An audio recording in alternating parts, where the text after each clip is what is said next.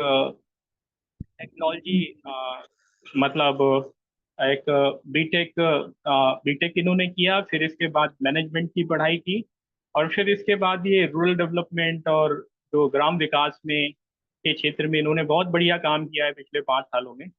इन्होंने एक आदर्श ग्राम भी बनाया है पीलीभीत में, अ, मोहम्मदी दीनदयालपुरम।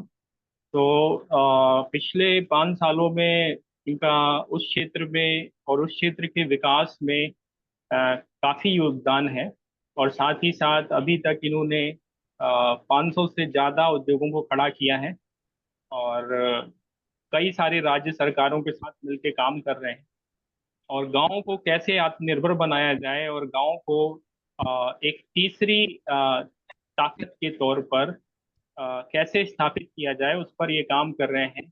गांव का आधार पैन कार्ड बनाकर उसको उसकी आइडेंटिटी देते हुए उसको अपने संसाधनों का समुचित उपयोग करने के लिए प्रेरित कर रहे हैं। और साथ ही साथ उसके माध्यम से हर एक गांव में उपलब्ध संसाधनों को किस तरह से उपयोग करते हुए उस ग्राम की आर्थिक स्थिति और सामाजिक स्थिति और हर तरह की स्थिति को बेहतर किया जा सकता है, उस पर काम कर रहे हैं।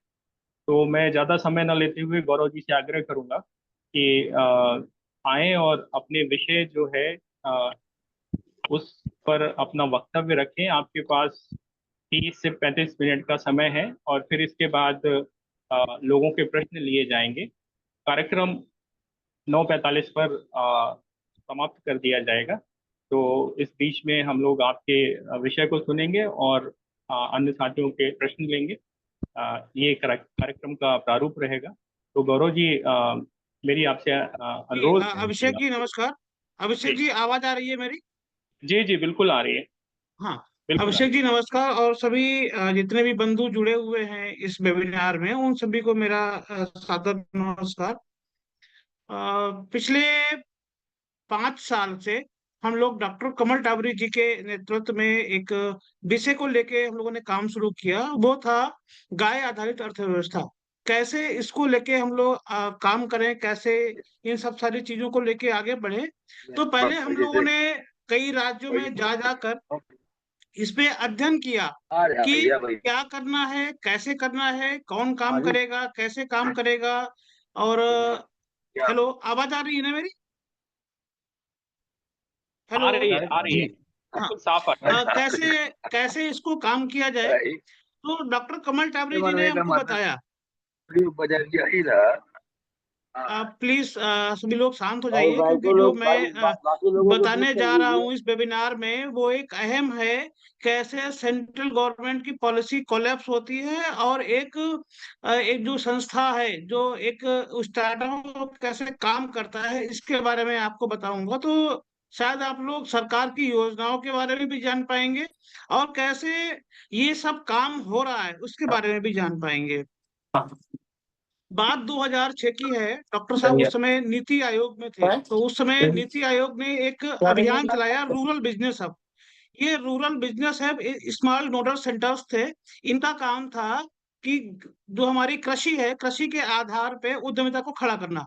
लेकिन 2014 आते आते ये कुछ नहीं कर पाए और ये कार्यक्रम फ्लॉप हो गया। उसके बाद में डॉक्टर कमल टावरी जी ने इसको एनजीओ के रूप में प्रमोट करना चाहा, एनजीओ के साथ में काम किया, rural business of foundation India. लेकिन एनजीओ की अपनी लिमिटेशंस हैं, वहां भी पीयूसी होती है, प्रॉपर यूटिलाइजेशन सर्टिफिकेट लिया, काम पूरा हो गया, लेकिन धरातल पे उद्यमिता नहीं खड़ी हो पाई। इसके बाद में 2021 में हम लोगों ने इसको एज ए स्टार्टअप लिया और कंसल्टेंसी फर्म शुरू की, ताकि हम लोग एमएसएमई के सेक्टर में जो अपनी एग्रीकल्चर वेस्ड जो इंटरप्राइज हैं उसके एस्टेब्लिशमेंट पे काम करना शुरू करें और काम कर पाए। इसके लिए पहले हम लोगों ने चैलेंजेस देखे कि चैलेंजेस क्या क्या हैं। तो सबसे बड़ा चैलेंजेस था कि लोगों की मानसिकता ही नहीं है कि वो अपना सेल्फ एम्प्लॉयमेंट या एंटरप्राइज की तरफ बढ़े। उनका यही है कि हमको नौकरी मिल जाए, चाहे भले वो 6,000, 8,000, 10,000 की हो, हमारा उसी में गुजारा हो जाएगा। और इसके पीछे जब हम लोग गए कि देखा कि क्या समस्याएं इसमें आती हैं, तो सबसे बड़ी समस्या ये आई कि जो सरकार की योजनाएं हैं वो चंद लोगों तक हैं। लोगों को पता ही नहीं है कि हमको कौन सी इंडस्ट्री लगानी चाहिए, मार्केट में क्या चल रहा है, कौन सी नई टेक्नोलॉजी आई हुई है, मशीनरी कहाँ से मिलेगी, खासकर यूपी में, क्योंकि यूपी में मशीन मैन्युफैक्चरर है ही नहीं, है जो ना के बराबर हैं। तो टेक्नोलॉजी, हमको फाइनेंस कहाँ से मिलेगा, हमको फाइनेंस कौन कौन करेगा, कौन सी बैंक करेगा, उसके पैरामीटर क्या है। तो इसके लिए जो सीएस की सर्विसेज हैं वो भी गांव लेवल पे अवेलेबल नहीं थी। तो हम लोगों ने एक स्टार्टअप बनाया, उसका नाम है रूरल हब इनोवेशंस लिमिटेड। और ये 4 चीजों पे काम करती है। पहला है, हम लोग मेंटरिंग करते हैं कि आपको आपकी बौद्धिक क्षमता, मतलब गांव का जो उद्यमी है उसकी बौद्धिक क्षमता, उसकी आर्थिक क्षमता के आधार पे हम लोग उनके प्रोजेक्ट को डिजाइन करते हैं। जैसे किसी को मार्केटिंग पसंद है तो मार्केटिंग कर सकता है, किसी को ऑयल मिल लगाना है, किसी को फ्लोर मिल लगाना है, किसी को राइस मिल लगाना है। तो ये सारी चीजें जो हैं वो उनको हम बताते हैं कि आप ये लगा लो, आपके लिए ये बेटर है, इस कैपेसिटी का लगा लो, इस टेक्नोलॉजी का लगा लो। जब उसकी समझ में आता है कि हमको ये मशीनरी समझ में आ गई, ये पूरा प्रोजेक्ट समझ में आ गया, अब हमको लोन कहाँ से मिल सकता है, क्योंकि वित्तीय सपोर्ट चाहिए, गांव गांव को भी चाहिए। तो वित्तीय सपोर्ट के लिए हम लोगों ने कई बैंकों से एमओयू कर रखे हैं, वहां से हमको इजिली लोन मिल जाता है, कहीं कोई समस्या नहीं आती है। उसमें हम लोग एज ए मीडिएटर के रूप में काम करते हैं कि हम लोगों को ये इंश्योर करते हैं कि जो भी इंटरप्राइज है वो जिस कैपेसिटी में की डिमांड की गई है उस कैपेसिटी में लगेगा, फंड का डाइवर्जन नहीं होगा, प्रॉपर यूनिट इंस्टॉल इस्टेब्लिश होगी, और 3 साल तक हमारी उसमें ट्रैकिंग रहती है। तो बैंकों के साथ में काम करना आसान हो गया। उसके बाद में हम लोगों ने जब सारा कुछ हो रहा है तो गवर्नमेंट की सब्सिडी अगर मिल रही है तो उसको भी ले रहे हैं। सेंट्रल गवर्नमेंट की एक स्कीम है प्रधानमंत्री सूक्ष्म खाद उन्नयन योजना। इस योजना के लिए हम लोग 4 राज्यों में इम्प्लीमेंटिंग पार्टनर हैं गवर्नमेंट के। और इसके तहत आसानी से लोन हो रहा है, आसानी से सब्सिडी मिल रही है, बैंकों से सब कुछ हो रहा है। तो कुल मिला के एक सिंगल विंडो सर्विस में हम लोगों ने सीएस की सर्विस, अपनी मशीनरी सप्लाई, अपना फाइनेंस का, और अपना गवर्नमेंट सब्सिडी का, ये 4 चीजों को हमने सिंगल विंडो सर्विस के माध्यम से हम एमएसएमई सेक्टर के खाद्य प्रसंस्करण का जो जितना भी सेक्टर है उसमें हम लोग दे रहे हैं। उसमें automatic oil mill, automatic flour mill, automatic rice mill, automatic bakery industry, milk processing plant और एनिमल फीड प्लांट, अभी इन पे हम लोगों ने काम स्टार्ट कर दिया है। और 423 यूनिट हम लोग लगवा चुके हैं। इसके साथ किसी के सवाल है तो बना फिर हम आगे बढ़े हैं। और अभिषेक जी, किसी के कोई सवाल सवाल है सारे इस योजना को अंत में लेके, ले लिए इस जाएंगे जो टेक्नोलॉजी है इसको लेके, या कैसे स्टेब्लिश करेंगे इसको लेके है, फिर हम गौरव। आगे बढ़ते हैं। सवाल सबके एक साथ ले लिए जाएंगे, पहले आप ठीक है, ठीक है। उसको बताएं। दूसरा है, हम लोगों ने शुरू किया कि जैसे केंद्र सरकार के पास में अपने नवरत्ना, महारत्ना, मिनी रत्ना कंपनियां हैं जिनसे वो अपना आय का अर्जन करती हैं और अपना बजट बनाती हैं और उसको खर्च करती हैं, विकास कार्य में लगाती हैं। वैसे ही राज्य सरकार के पास में निगम है, अपना परिवहन निगम हो गया, सेतु निगम हो गया, ऐसे ही मल्टीपल निगम्स हैं जिनसे राज्य सरकार की आय होती है और वो अपने विकास कार्य में लगाती है। लेकिन गांव सरकार के पास में विभाग तो हैं, गांव सरकार के पास जो ग्राम सभा है, इनके पास में संसाधन है, इनके पास में सभी कुछ चीजें हैं। वो अपना पीपीपी मॉडल पे या अपने स्वयं अपना इंडस्ट्री जो इंटरप्राइज है एग्रीकल्चर के हिसाब से वो इस्टेब्लिश कर सकते हैं। और सरकार की सहायता से उनको लोन भी मिल सकता है, बहुत ढेर सारी योजनाएं हैं। लेकिन ग्राम पंचायत में अभी वो सोच डेवलप नहीं हो पाई है, वो लीगल एंटिटीज अभी ग्राम पंचायतें नहीं बन पाई हैं ताकि वो इसके लिए एलिजिबल हो सके। इसके लिए भी हम लोग काम कर रहे हैं। अभी तक हम लोगों ने 12 ग्राम पंचायतों के उनके आधार, उनके उद्यम आधार, उनके पैन कार्ड बनवाए हैं और उनको हम लोग पीपीपी मॉडल पे पॉली हाउस, ड्रिप इरिगेशन और भी जो कॉमन इंफ्रा के जो प्रोजेक्ट्स हैं उनको लगवा रहे हैं।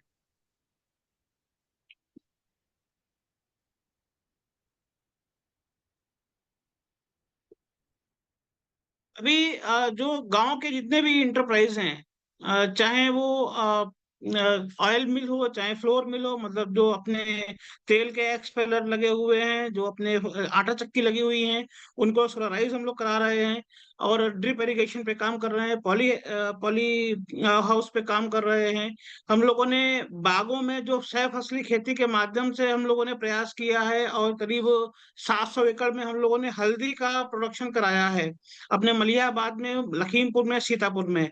वहां पे जिन जिन किसानों को हमने हल्दी लगवाई आम के बाग में, उनका प्रोडक्शन भी अच्छा हुआ, और उनका जो पेस्टिसाइड का जो खर्च था वो भी कम हो गया, और उनमें कोई भी ज्यादा जो उनका प्रोडक्शन कॉस्ट आती है आम की, वो भी उनकी कम हो गई।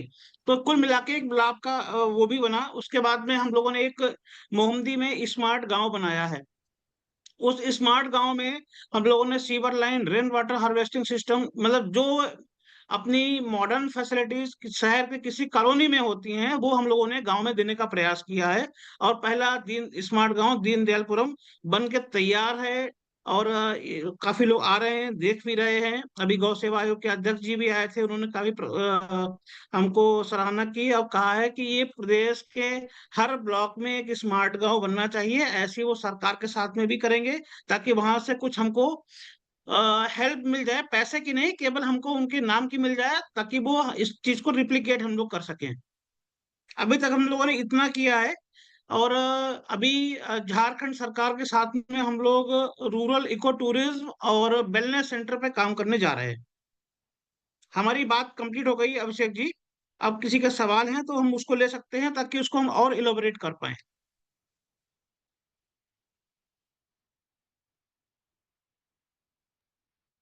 साथियों, आपके कुछ प्रश्न हैं अगर इस विषय पर, तो आप रख सकते हैं और फिर इसको आगे बढ़ाएंगे।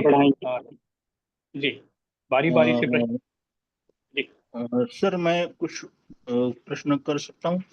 जी जी जी। जी बिल्कुल। ये हम लोग जो स्मार्ट गांव बना रहे हैं, तो स्मार्ट नागरिक बनाने जी के लिए भी कुछ उसके लिए कोशिश कर रहे हैं, या सिर्फ अ, बाकी चीजों के ऊपर ही ज्यादा कोशिश करते हैं? नहीं, देखिए, हम लोग स्मार्ट नागरिक बनने के लिए तो तमाम लोग जो हैं संस्थान लगातार अपने वक्तव्य देते रहते हैं। राष्ट्रीय स्वयंसेवक संघ की शाखाएं भी लगती हैं, वो भी चरित्र निर्माण और स्मार्ट नागरिक बनने का उनका भी मिशन चल रहा है। हम लोगों का यही है, जो हमारा स्टार्टअप है, वो इंडस्ट्री, गांव गांव के जो रिसोर्स हैं उनके आधार पे एंटरप्राइज इस्टेब्लिश हो, लोगों को गांव में ही रोजगार अपना स्वयं खड़ा कर सके। और जो शहरों के जो गांवों से जो शहर की तरफ जो पलायन हो रहा है, हर आदमी गांव के को छोड़ के शहर जाना चाह रहा है, क्योंकि वहां पे मॉडर्न फैसिलिटीज अवेलेबल हैं। तो उनको हम लोगों ने गांव में देने का प्रयास किया है। और मेरा सभी से ये अनुरोध भी रहता है कि वो अपने अपने जहां भी हैं वहां पे इस टाइप का कुछ करें, ताकि शहर की तरफ शहरों का जो बोझ है वो कम हो, और लोग गांव में ही रहें। बहुत बढ़िया, बहुत बढ़िया। सिर्फ दिक्कत तो मेरे को एक ही लग रही है कि आप वहाँ पे उद्योग लगाने के लिए तो मदद कर रहे हैं, लेकिन ये उन उद्योगों का,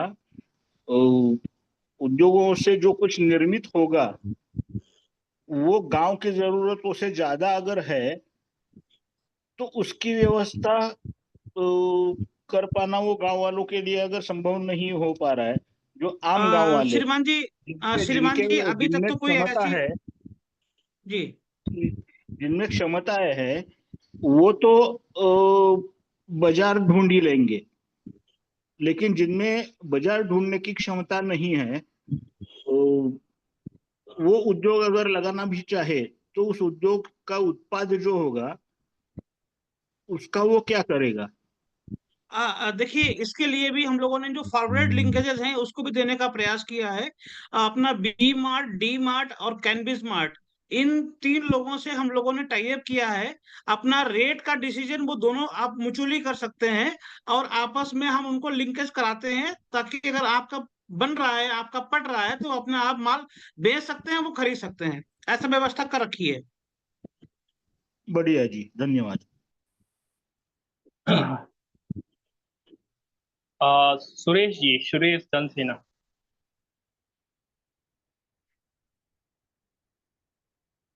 सुरेश जी। सुरेश जी बता, बोलिए। राजीव पटवर्धन जी। राजीव जी, आप लोगों ने हैंड रेस किया हुआ है। सुरेश जी। गौरव राजीव जी, जी। मेरी आवाज जा रही है? जी जी, हाँ आ रही है। बिल्कुल आ रही है आपकी बात। गौरव जी नमस्कार। सभी मित्रों नमस्ते को भाई साहब।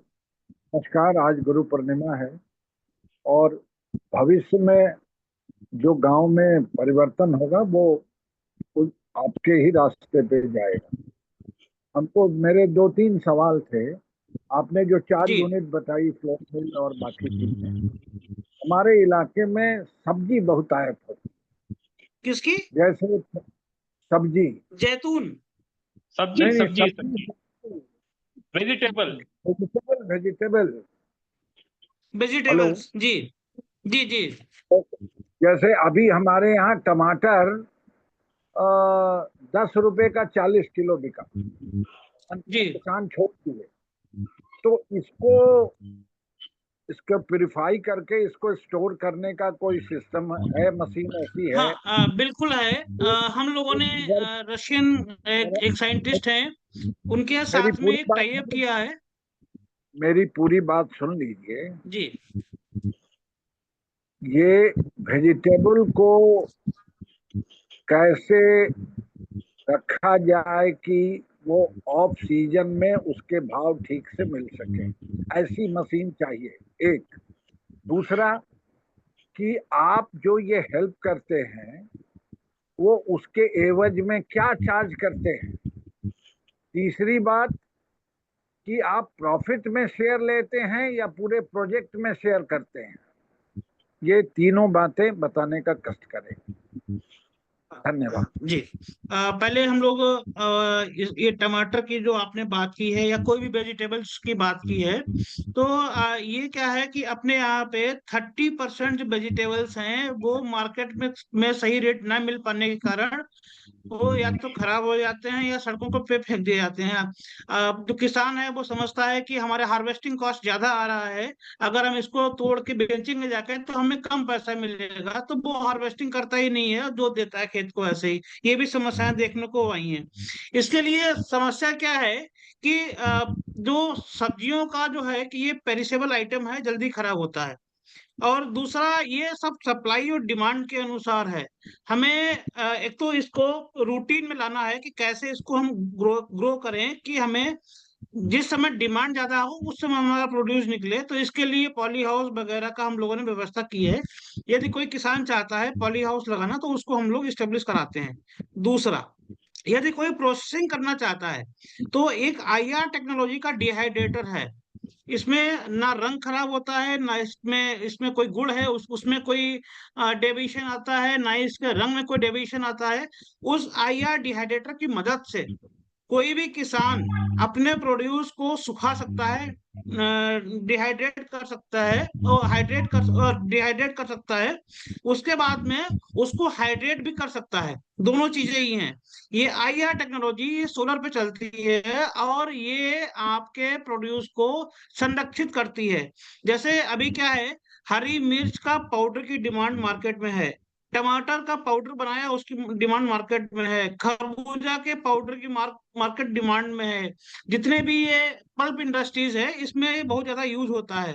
तो ये टेक्नोलॉजी के माध्यम से हम जितनी भी सब्जियां हैं उनको सुखा के और दोबारा इस्तेमाल के लिए कर सकते हैं, उसको सेल भी कर सकते हैं, मार्केट में डिमांड भी है। अब आते हैं हमारे प्रोजेक्ट पे। हमारा ये सारा का प्रोजेक्ट जो है वो कंसल्टेंसी है और इसमें हम चार्ज करते हैं 8 से 10% टोटल प्रोजेक्ट कॉस्ट का। इसमें हम उनको लोन भी कराते हैं, उनको सब्सिडी भी दिलाते हैं, उनके सीएस की सर्विसेज हैं वो भी हम करते हैं, विद एग्रीमेंट के साथ में करते हैं।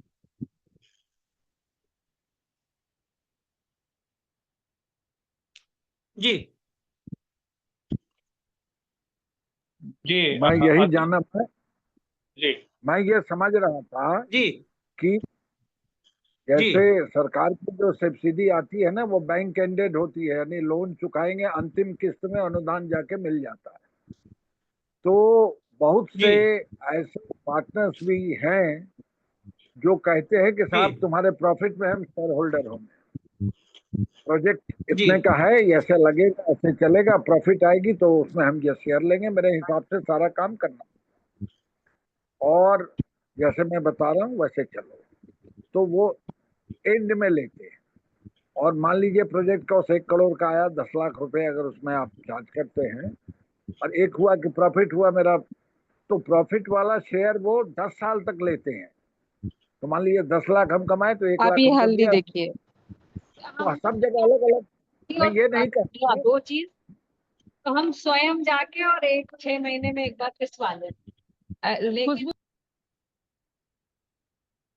जी जी तो बोलिए। ठीक है, आपका अपना टेक्निक है, अच्छी बात है। IRDA आप आ वो रहे हैं खड़ा ना? भी मिल जाएगा। खड़ा जैसे तुमसे कांटेक्ट कर लेंगे। हाँ हाँ, खड़ा भी मिल जाएगा। दीदी ये कुछ भी ऑर्डर जी मैं शेयरिंग में हम लोग काम नहीं करते हैं, हम लोग अपना कंसल्टेंसी चार्ज लेते हैं और उस कंसल्टेंसी चार्ज पे ही हम काम करते हैं। आप मेहनत कर रहे हैं, जो इंडस्ट्री चला रहा है प्रॉफिट उसका पार्ट है, ये हमारा सब्जेक्ट ही नहीं है।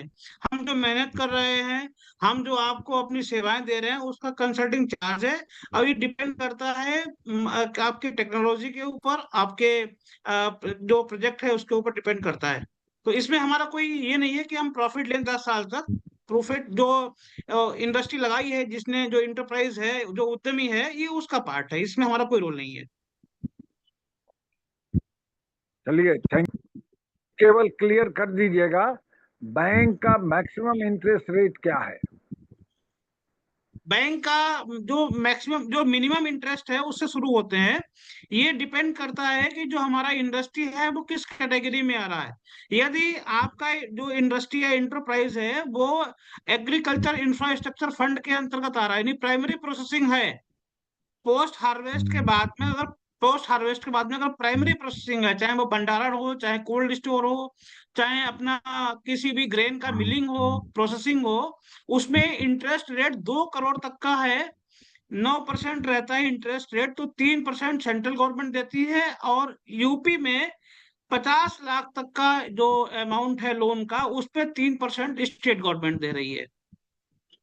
मैक्सिमम जो जाता है वो अभी बैंकों ने सिविल के अनुसार कर दिया है, तो आपका 9 से 12% के आसपास ये रहता है।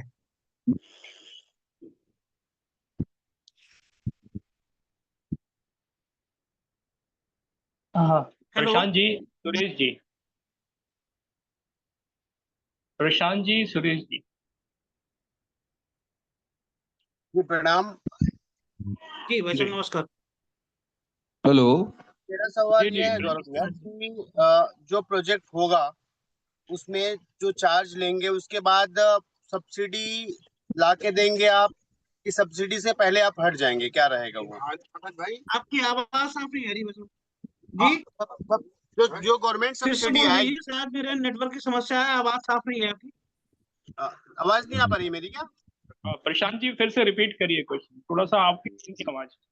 हम ये कह रहे हैं भैया कि जो गवर्नमेंट सब्सिडी आनी है, गवर्नमेंट सब्सिडी के बाद आपको चार्ज देना होगा कि हमको चार्ज पहले देना होगा? गवर्नमेंट सब्सिडी आप लाएंगे कि नहीं लाएंगे?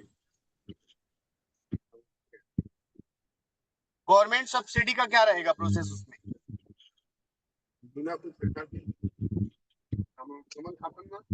गौरव जी, की आपकी समस्या आवाज आ रही है? तो मैं सवाल को सुन नहीं पाया था, प्लीज रिपीट कर दीजिए। देखिए उनका प्रश्न है कि गवर्नमेंट सब्सिडी मिलने के बाद आपको प्रोसेसिंग सर्विस चार्ज देना होगा या उससे पहले ही देना होगा? हेलो। जी जी, आवाज आ रही है आपको? प्रशांत जी एक बार फिर से रिपीट कर दीजिए, शायद उनकी तरफ से कुछ। गौरव भैया, हमारा जो सवाल है वह भाई यह साहब, है मैं कि आपकी आवाज साफ नहीं आ रही, शायद हमारा नेटवर्क। गवर्नमेंट की सब्सिडी मिलती है 3 साल बाद। हमने प्रोजेक्ट स्टार्ट किया, हमने आपको पे कर दिया और बाद में गवर्नमेंट की सब्सिडी नहीं मिल पा रही है, उसके लिए चक्कर काटना पड़ेगा, उसका उसका रिस्पॉन्सिबिलिटी कौन लेगा? क्योंकि ये दिक्कतें आ जाती हैं कभी कभी। गौरव जी आ जाओ, आवाज आ रही है आपको? गौरव जी। अभिषेक भैया, मेरी आवाज आप तक क्लियर आ रही है ना? बाकी हाँ लोगों हाँ, तक clear आ रही है? तो अब मतलब बिल्कुल मेरे यहाँ क्लियर आ रही है, दिक्कत नहीं है बिल्कुल फिर। क्लियर आ रही है। मतलब गौरव भैया के यहाँ पे दिक्कत आ रही है हाँ, नेटवर्क कुछ की। नेटवर्क की दिक्कत है अभी। शायद डिस्कनेक्ट भी हो गए हैं, कनेक्ट होते हैं जैसे ही वैसे हम जोड़ते हैं। गौरव भैया आ रहे हैं कि नहीं आ रहे हैं वहाँ पे? गौरव भैया का अभी थोड़ा मुश्किल है, वो शायद नहीं पहुंच पाएंगे, फिर भी मैं एक बार बात कर। क्या है अभिषेक भैया, हमारा हेलो जो है, हम एक गौरव जी, एक आप जिला लेके कनेक्ट चल कर रहे गए हैं। हैं? जी जी कनेक्ट जी। कर गए गौरव जी? अभी नहीं कनेक्ट हो गए, एक मिनट हेलो। मैं कॉल करता हूँ। हाँ गौरव जी, ज्वाइन कर लिया आपने? हाँ, ज्वाइन कर लिया। नेटवर्क की थोड़ी समस्या है, हमारे बारिश हो रही है काफी जोर से। जी जी। जी, जो मैं आपका सवाल सुन नहीं पाया था, फिर से बता दीजिए जरा एक बार। जी गौरव भैया सुनिए, हम ये कह रहे हैं कि जो गवर्नमेंट की सब्सिडी है, वो सब्सिडी आने में लगभग 3 साल लग जाएंगे। फिर से डिस्कनेक्ट हो गया क्या? नहीं नहीं, आप बोलिए ना।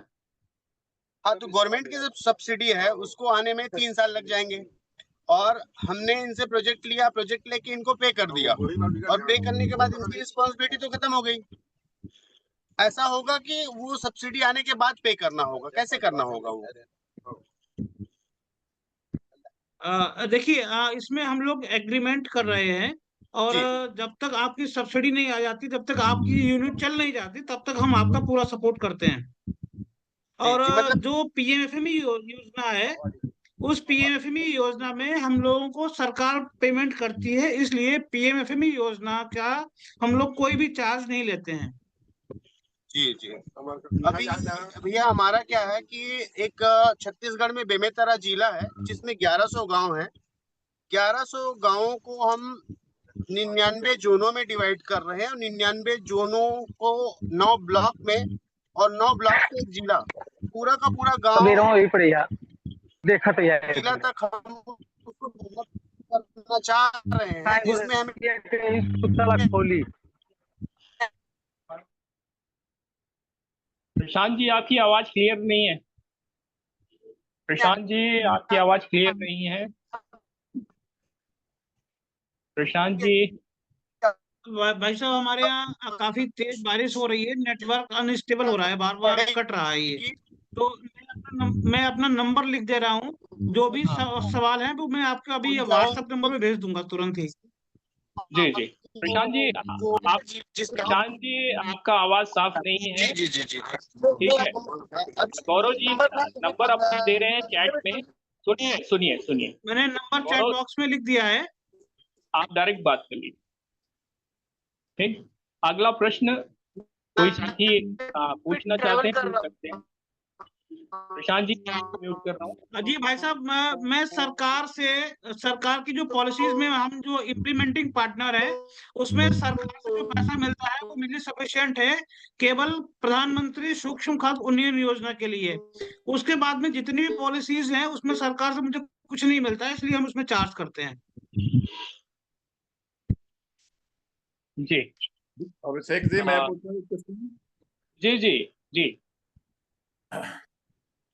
आपने शुरू किया है तो बताया है कि हमें बेसिकली गायों का गोबर और गायों का दूध, घी, और उस पे आप खाद के रूप में से काम की शुरुआत की है।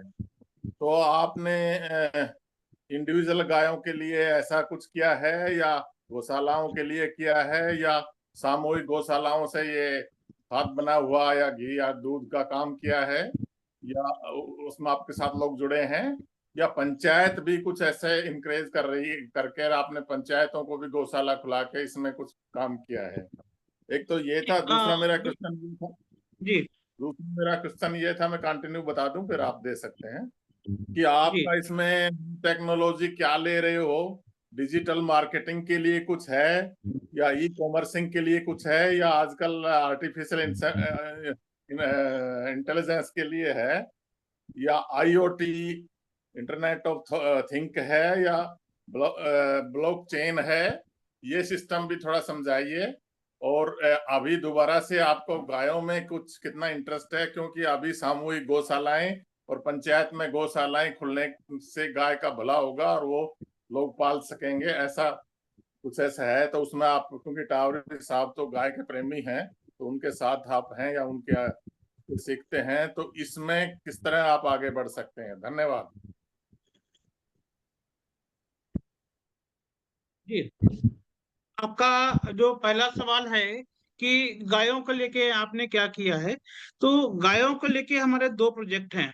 पहला प्रोजेक्ट है कि हम गाय के गोबर गौमूत्र यानी पंचगव्य से हम लोगों ने जो अपना प्राकृतिक खेती के लिए उर्वरक हैं उनको बनाने के लिए काम शुरू किया है।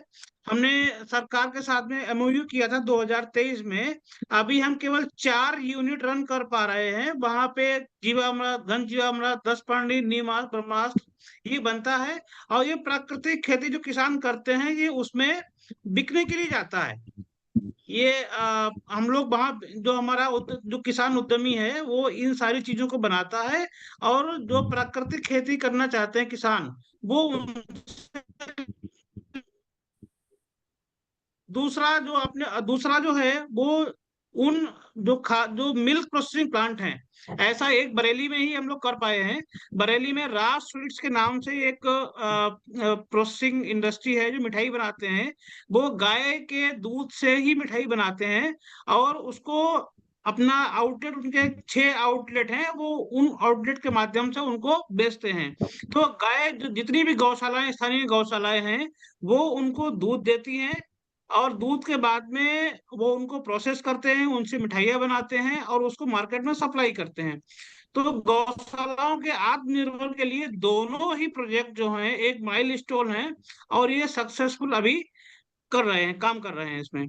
नॉर्मली क्या है कि उत्तर प्रदेश में जो गाय का दूध है वो 30 से 35 रुपए लीटर बिकता है। लेकिन जो अपना साहिवाल गाय है, जो अपनी गिर गाय है, उनका जो दूध है वो ये आउटलेट 55 रुपए से 60 रुपए में खरीदते हैं और उसको प्रोसेस करके मिठाई बनाते हैं और मार्केट में ऊंचे दाम पे बेचते हैं। इनकी डिमांड भी है। तीसरा आपका जो प्रश्न था कि आईओटी डिवाइस, इसके लिए हम लोग काम नहीं कर रहे हैं। कोई अगर लिंक होना चाहता है तो लिंक करा सकते हैं।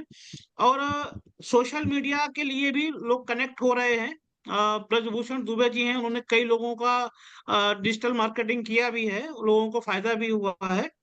और जो अपना ई कॉमर्स की बात रही, तो ई कॉमर्स के लिए हमारे सहयोगी हैं, वो लोगों को ट्रेनिंग देते हैं और उनको ऑनबोर्ड कराने में पूरी कंसल्टेंसी देते हैं ताकि कोई भी गांव का व्यक्ति अपना प्रोडक्ट को ई कॉमर्स पे आसानी से बेच सके। सेंट्रल गवर्नमेंट, कांग्रेस और उत्तर प्रदेश की रीजनल पार्टी समाजवादी जी, मेरा ये आपका हो गया जी। ये ब्रिगेडियर साहब कुछ इस पर हेलो, कोई प्रश्न है आपका? ब्रिगेडियर साहब, नरेंद्र स्वदेशी जी। धन्यवाद, नहीं है मेरा, हो गया पूरा, धन्यवाद। नरेंद्र स्वदेशी जी। जी जी, आपका प्रश्न? नहीं सर, नहीं, धन्यवाद। अच्छा, ठीक है। अन्य साथी अपना प्रश्न पूछ सकते हैं। तुषार नालंगे जी, अजय दास जी, अजय मोहत जी, आनंद सिंह जी, अनिरुद्ध कुमार अग्रवाल जी, दादाजी, बालाजी साहू जी, बृहस्पति जी, भूपति जी, हरिदास जी, जीवेश पांडे जी, नरेंद्र स्वदेशी जी, नवी खान जी, मेरा जी। मेरा एक क्वेश्चन है। हेलो जी जी जी। हाँ जी, हाँ जी गौरव जी, मेरा एक ये पूछना चाह रहा था कि आप कंसल्टेंसी का ये अपना काम कर रहे हैं इस एरिया में के अंदर जी। ऐसे हिंदुस्तान में और कितनी कंसल्टेंसी ऑर्गेनाइजेशन सारे इंडिया में है, कितनी है? देखिए, अभी हम लोग जो काम कर रहे हैं वो मिजोरम, झारखंड में शुरुआत कर रहे हैं, यूपी और उत्तराखंड। और बाकी तो मुझे जो सेंट्रल गवर्नमेंट ने जो अपने डीआरपी डीआरओ बनाए हुए हैं वो तो हर डिस्ट्रिक्ट में आपको मिल जाएंगे। कुछ संगठन भी ऐसे काम कर रहे हैं, कुछ एफपीओ भी काम कर रहे हैं, लेकिन इनकी गिनती मुझे नहीं पता कि कितने लोग हैं। और जो डीआरपी, खासकर जो पीएमएफएमई योजना है, इसके जो लोग हैं वो करीब 9,000 लोग काम कर रहे हैं पूरे भारत में। ये जैसे आपने स्टार्टअप चालू किया है, इसमें और भी स्टार्टअप है? नहीं, हम लोगों ने जो स्टार्टअप स्टार्ट किया है जिसमें सिंगल विंडो सर्विस में हम लोग टेक्नोलॉजी मशीनरी, ऐसा तो कोई स्टार्टअप नहीं काम कर रहा है, लेकिन अलग अलग लोग काम कर रहे हैं। कुछ सीए भी काम कर रहे हैं जो गवर्नमेंट की सब्सिडी, गवर्नमेंट के फाइनेंस और ये सारी चीजों पे काम करते हैं। ऐसे ही जो योजना है पीएमएफएमई, इन्होंने डिस्ट्रिक्ट लेवल पे भी लोगों को हायर किया हुआ है, ये लोग भी काम कर रहे हैं। ठीक है, थैंक यू जी। अन्य साथी? सर जी, जी मैं एक पूछना चाह रहा था।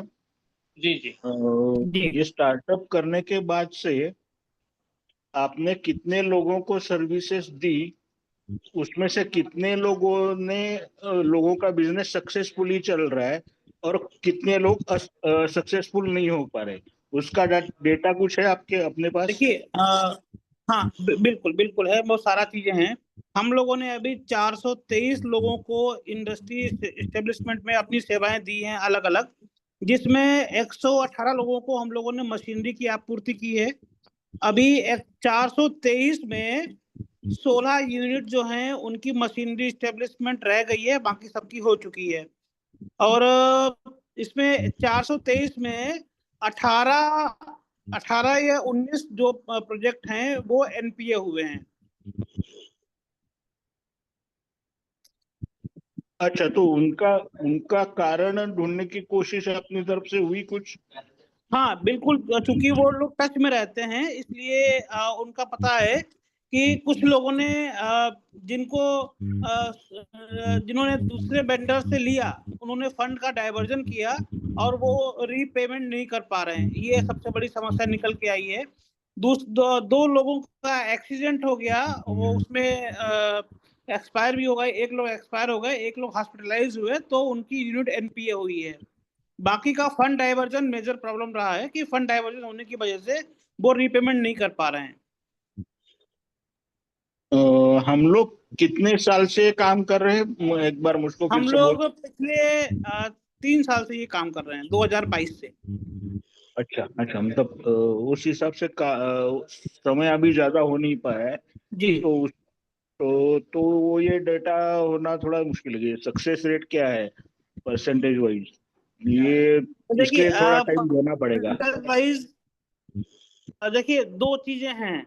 एक तो ये है कि जब हम प्रॉपर इंडस्ट्री स्टेब्लिश कर देते हैं, एंटरप्राइज स्टेब्लिश कर देते हैं और व्यक्ति को लिंकेज करा दिया, तो अगर बैंक में रीपेमेंट प्रॉपर हो रहा है तो हमें इसकी रिपोर्टिंग नहीं होती है, फिर हम लोग नए इंटरप्राइज पे काम करते हैं। यदि रीपेमेंट में कहीं कोई समस्या आ रही है तो बैंक हमको उसमें लूप में लेता है, बताता है कि ये समस्या आ रही है, तो उसके लिए हम लोग काम करते हैं फिर। बढ़िया। और माफ कीजिए, आवाज तो मत लीजिए।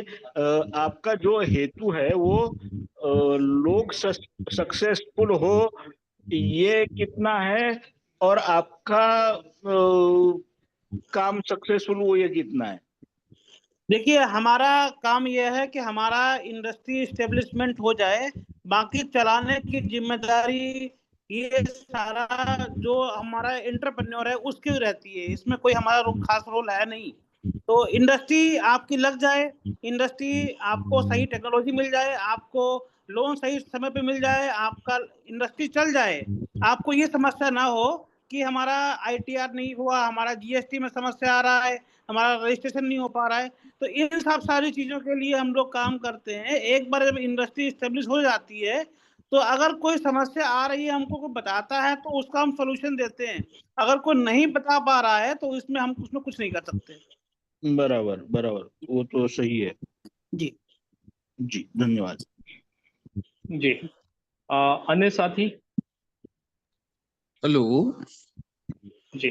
हेलो। हाँ, मेरे को एक चीज का थोड़ा सा जानकारी चाहिए था मशीनरी के लिए, है ना। मैं भी कुछ अपना एक एफपीओ के लिए हम लोग डालना चाह रहे हैं, तो मेरे को तो खैर फाइनेंस कराना नहीं है, जी मेरे को वैसे CSR से पैसा मिल जा रहा है, तो जी मैं कुछ ऑयल मिल के लिए और मिलेट प्रोसेसिंग के लिए मैं जानना चाह रहा हूँ कि हम कहाँ से किस टाइप से मशीनरी करें। उनका थोड़ा सा कुछ एड्रेस या कांटेक्ट नंबर वगैरह मिल जाए तो बेहतर होगा। खैर वैसे मैं आपका नंबर नोट कर लिया हूँ, हाँ है ना? देखिए ऑयल मिल क्या है कि ये 2 टाइप के हैं। एक तो आप उसको मैनुअली ऑपरेट कर सकते हैं अगर आपका जो कैपेसिटी है वो 100-200 किलो के आसपास है। अगर आपको हायर कैपेसिटी पे जाना है तो उसके लिए सम अटैचमेंट लगते हैं, जैसे कन्वेयर हो गया, एलिवेटर्स हो गया। तो इनकी मदद से उसको आप फुल्ली ऑटोमेटिक या सेमी ऑटोमेटिक कर सकते हैं। उसमें क्लीनिंग, ग्रेडिंग, सॉर्टिंग, उसके बाद मिलिंग यानी प्रोसेसिंग, देन फिल्टरिंग और उसके बाद में पैकेजिंग। ये सारा कंप्लीट हम कल आपको अपने ऑफिस से भिजवा देंगे, उसको तो आप अच्छी तरीके से समझ पाएंगे। होता क्या है, जैसे सरसों का तेल की आपने बात की, तो सरसों के जो दाने हैं उसमें डस्ट हमेशा रहता है। अगर आपने 10 दिन के लिए रख दिया डस्ट आ जाएगा। यदि आपके सरसों में 1% डस्ट है तो वो 1.5 से 2% आपका ऑयल को एब्जॉर्ब कर लेगा और हमारी रिकवरी डाउन हो जाएगी। तो इसके लिए हम लोगों ने क्लीनिंग, ग्रेडिंग, सॉर्टिंग मशीन्स लगा दी, पहले एलिवेटर्स लगा दिए, उसके बाद में 2 या 3 कंसेक्यूटिव हमने ऑयल मिल लगा दिए, depend upon capacity. 175 kg per hour के 3 प्लांट लगा दिए। देन उसमें हम लोगों ने फिल्टर प्रेस लगा दिया और इसके बाद में पैकेजिंग मशीन लगा दी। तो एक आदमी दिन भर में 4 मेट्रिक टन लाही को सरसों को प्रोसेस करके और पैकेजिंग कर सकता है 1500 लीटर के आसपास। ये हम आपको कल भेजेंगे और ये कोई 17-18 लाख में आपका पूरा ये सेटअप लग भी जाएगा। जी जी जी जी, कल मैं बात करता हूँ सर आपसे। जी जी जी जी। अन्य कोई साथी इनका प्रश्न हो? आनंद सिंह जी, हरिदास जी, जीवेश पांडे जी, नवी खान जी, प्रोफेसर योगेंद्र यादव जी। गौरव गुप्ता जी नमस्कार। नमस्ते मैं आनंद बोल रहा हूँ। मैं ये कह रहा हूँ कि एक CBG प्लांट की जरूरत थी जो कि न चल रहा हो कहीं, क्योंकि मेरे सुनने में आया कि मेरठ से लेके पश्चिमी उत्तर प्रदेश में कुछ CBG प्लांट बनाए गए हैं नेपियर पे, और वो नेपियर उनको अवेलेबल नहीं हो पा रही है तो वो बंद चल रहे हैं, लेकिन मेरे पास उनका कनेक्शन नहीं है। तो चूंकि आपका वास्ट एक्सपीरियंस है तो हो सकता है कोई कनेक्शन में आए, या अगर कोई ऐसा हो जो कि न चल पा रहा हो तो मैं उसे टेक ओवर करना चाहता हूँ। वैसे मैंने मुजफ्फरनगर में किया है, तो उसी तरह से टेक ओवर। देखिए जो हमारे यहाँ के आसपास लगे हुए हैं कंप्रेस्ड बायोगैस प्लांट, वो सारा प्रेस मड पे लगे हुए हैं, गोबर पे लगे हुए हैं। नेपियर का अभी लखीमपुर में, इधर तो हमारे पीलीभीत में तो कहीं लगा नहीं हुआ है। और हाँ, इधर तो सारे जो चल रहे हैं वो सारा प्रेस मड है, मतलब जो अपने शुगर इंडस्ट्री का जो निकलता है। केवल नेपियर वाले नहीं चल रहे हैं, क्योंकि अभी तक एक भी नेपियर यूपी में स्टार्ट नहीं हो पाया। लगने को तो वेस्टर्न यूपी में 3, 4, 5 लगे, क्योंकि कुछ कंसल्टेंट जो कि ये काम कर रहे हैं, लेकिन वो सक्सेस इसलिए नहीं हो रहा है कि नेपियर की अवेलेबिलिटी उनके पास नहीं है, और हमारे पास नेपियर की एडिक्वेसी है। तो हम इसलिए वो कम्प्लीमेंट्री ऑफर चाह रहे थे, मिल जाए। अच्छा, एक तो भाई यहाँ पे नहीं है, मैं यहाँ पे मेरे नजर में नहीं आया कि नेपियर में कोई प्लांट लगा हुआ हो। जी ठीक। अब दूसरी बात यह है कि अगर हम एक आम का बाग है उसको ऑनबोर्डिंग कर रहे हैं, उनको टेक ओवर कर रहे हैं इस तरह से कि एक एग्रीमेंट के तहत, उनको हम प्रोसेसिंग यूनिट वहां डालना चाह रहे हैं, और प्रोसेसिंग यूनिट के साथ साथ इंटरक्रॉपिंग भी चाह रहे हैं। तो उसमें क्या क्या सेवाएं दे सकते हैं? आम का बाग है, लगभग 12 से 15 साल पुराना है, बीजू आम है सब, तो वो काफी मतलब 12-15 साल से फ्रूटिंग हो रही है उसमें। और अभी जो है 250 एकड़ का है, मुजफ्फरनगर में है। तो उसको हमने ऑनबोर्डिंग का लगभग एक प्रोसेस पूरा कर दिया है। अब आप बताइए उसमें क्या है कि आप अदरक है, हल्दी है, जिमीकंद है, ये सारे फर्न है, ये सारा इंटरक्रॉपिंग कर सकते हैं। जी ठीक है। और उसमें आप एक काम और कर सकते हैं, इसको आप जैविक भी कर सकते हैं। आप उसमें ऑर्गेनिक फर्टिलाइजर का इस्तेमाल कर सकते हैं। और जब जो फसल आती है, जब उसकी फ्लावरिंग होती है, तो उसमें उसके लिए आप नीम आस्त्र को इस्तेमाल कर सकते हैं, मैंने किया, सक्सेसफुली है, कहीं कोई समस्या नहीं आती है। तो एक तो ये कर सकते हैं। दूसरा, जो अपना आम है, आम का आप पल्प तो निकलता नहीं है यहाँ पे, अपने यहाँ पे, तो आम रस बना सकते हैं। आम को आप सुखा सकते हैं ड्रायर से, जो IR ड्रायर है। कंप्लीट आम को या उसके रस को? आम को भी सुखा सकते हैं, रस को भी सुखा। आप क्या किया, जैसे स्लाइस काटते हैं आम को, आपने स्लाइस काट के रख दिया, वो सूख जाएगा। अच्छा, तो आम का पाउडर उससे बनाया जा सकता है? हाँ, आम का पाउडर बनाया जा सकता है। बनाया जा सकता है। तो ये कंसल्टेंसी अगर आपसे हम लेना चाहें, हम मान लीजिए नॉन स्किल्ड लेबर अवेलेबल करा दें, तो क्या कोई आपके पास ऐसा वो है मतलब मैकेनिज्म जिससे कि आप हमारे वर्कर को स्किल्ड भी करें और उसके बाद जो भी आपकी डिमांड होगी, जैसी होगी वर्कर्स की, उतने प्रोवाइड कर दिया है, लेकिन स्किल्ड वर्कर और वो आपको प्रोवाइड करनी होगी? हाँ, क्या हम ऐसा आपको जो अपना मशीनरी है उसको कैसे इस्तेमाल करना है, कौन कौन सी मशीनरी लगेगी और कैसे इसको ऑपरेट करना है, वो सारा हम कर देंगे आपका। मशीनरी प्लस उसका वो जो इंटरक्रॉपिंग, मशीनरी प्लस ऑपरेशन, सारा ही ट्रेनिंग वगैरह सब कुछ कर देंगे। ठीक है, तो इसके लिए मैं आपसे बात करूंगा फिर। जी जी जी भाई साहब। हाँ सर जी, ये मैंगो का जो ये रहेगा ड्रायर रहेगा, वो सोलर ड्रायर रहेगा कि इलेक्ट्रिक से चलेगा? देखिए, है तो इलेक्ट्रिक ड्रायर।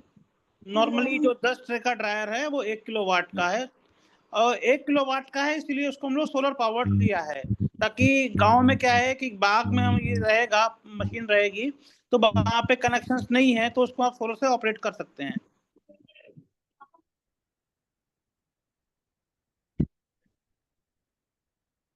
इसमें आपको स्लाइसर चाहिए, पिलर चाहिए, मतलब मैंगो को छीलने के लिए, मैंगो को काटने के लिए, उसके स्लाइस को आप सुखाने के बाद में पल्वराइजर चाहिए, तो उसको आप पाउडर बना के रख भी सकते हैं।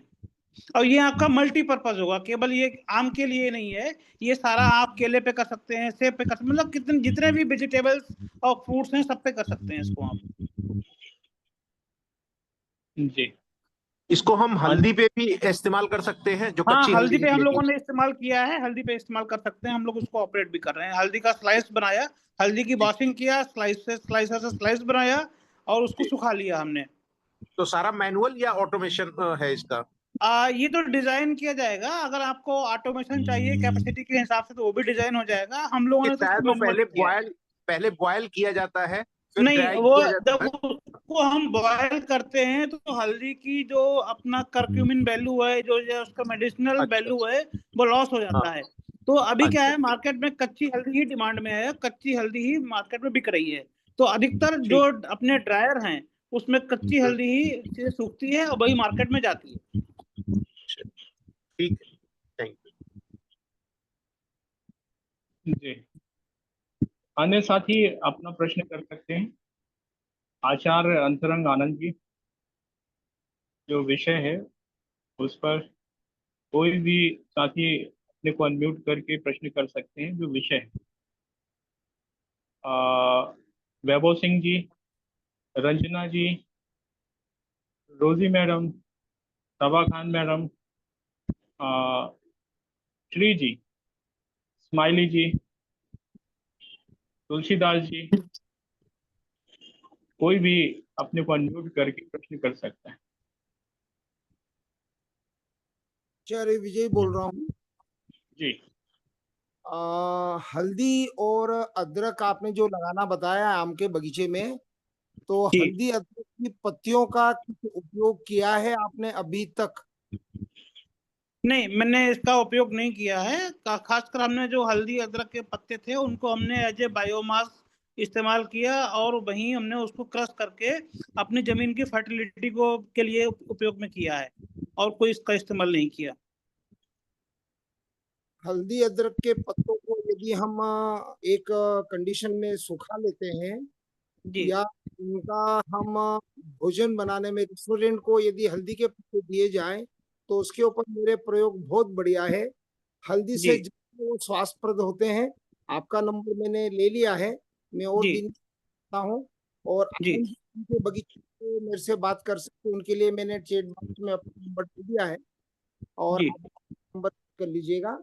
और इसके ऊपर तो आम के बगीचे में जो हम फसलें लगाएंगे तो आम से 10 गुना ज्यादा हमारी आय हो जाएगी। मेरा सवाल था, मैं पूछना चाह रहा था। जी भाई साहब।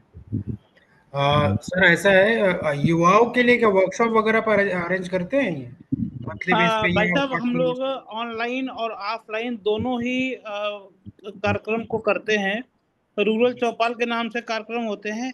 इसके साथ साथ में लखनऊ में हम लोगों ने एक और प्रयास किया है कि यदि कोई लड़का 12th पास के बाद में बीबीए करना चाहता है तो हम लोग उसको बीबीए भी करा रहे हैं, और इस 3 साल के कोर्स में उसको हम एंटरप्रेन्योरशिप की सारी ट्रेनिंग देंगे, ताकि वो 3 साल के बाद जब निकले तो उसकी जो आर्थिक क्षमता है, उसकी जो बौद्धिक क्षमता है, उसके आधार पे उसके लिए इंडस्ट्री एस्टेब्लिशमेंट करा सके। Okay sir, okay, thank you, धन्यवाद सर।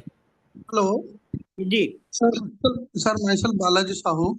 जी सर मैं कुछ एडवांस चीज बताना जा रहा है।